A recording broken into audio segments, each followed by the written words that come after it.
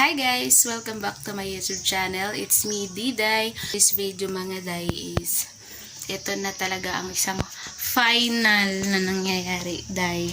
So, as you can see mga day is empty na talaga yung empty na yung bahay namin. So, yung lahat ng mga gamit namin ay unti-unti na naming dinala doon sa bago naming bahay.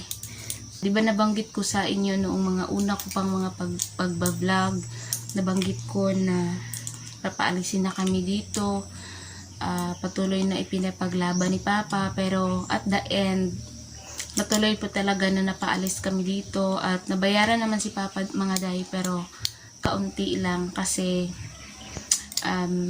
dahil na rin sa sitwasyon na napakahirap, no?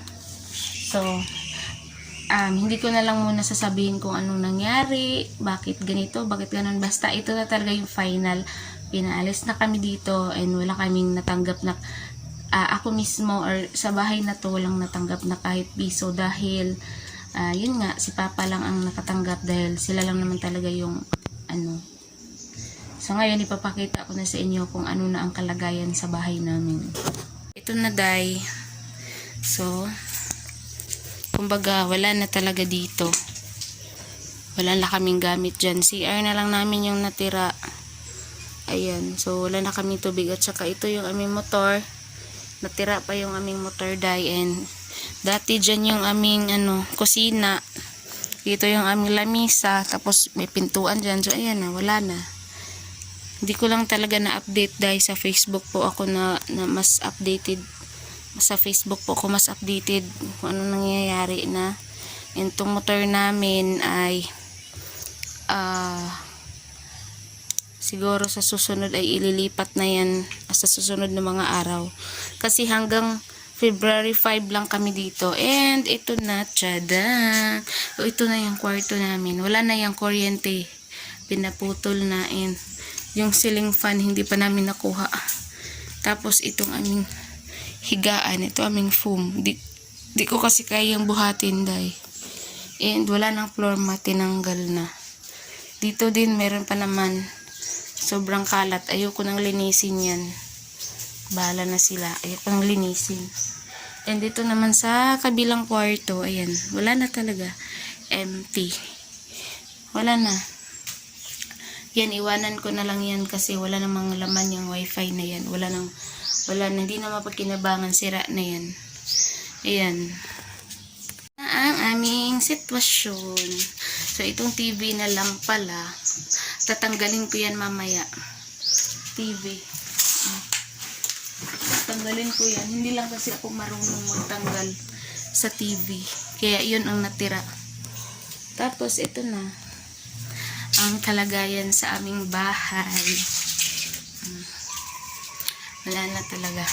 Pero sa susunod mga day, kung interesado naman kayo, kung interesado naman kayo na makita yung panibago naming bahay, pwede ko po yun i-vlog sa susunod.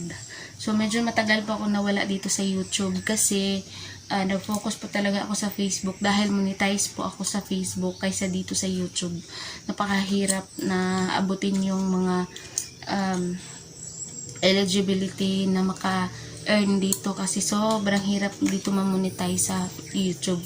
Sa Facebook, napakadali lang. So, monetize po ako sa Facebook kaya doon po ako nag-focus. So, ngayon, ito na yung kalagayan namin. So, panibagong taon, panibagong buhay, panibagong bahay na. So, hindi naman po ako, hindi ko naman nasabi na sobrang kawawa namin kasi sa tunay, bago pa po talaga ang nangyari ang pagpapaalis sa amin, nakabili na kami ng lupa. Tapos, nung final na pinaalis na kami, nakapagpatayo na din kami kaagad ng bahay na medyo maganda naman yung bahay doon, kaso maliit lang.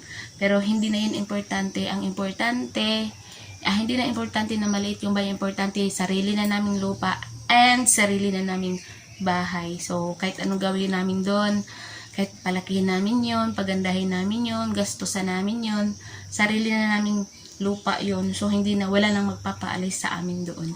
So, isi-share ko po sa inyo sa susunod na pagbablog ko. Kung interesado po kayo, mag-comment lang po kayo kung paano nangyari and ano ang nangyari, kung patas ba ang batas, kung bakit nangyari na napaalis kami. So, yun lamang muna for today's video. Bye!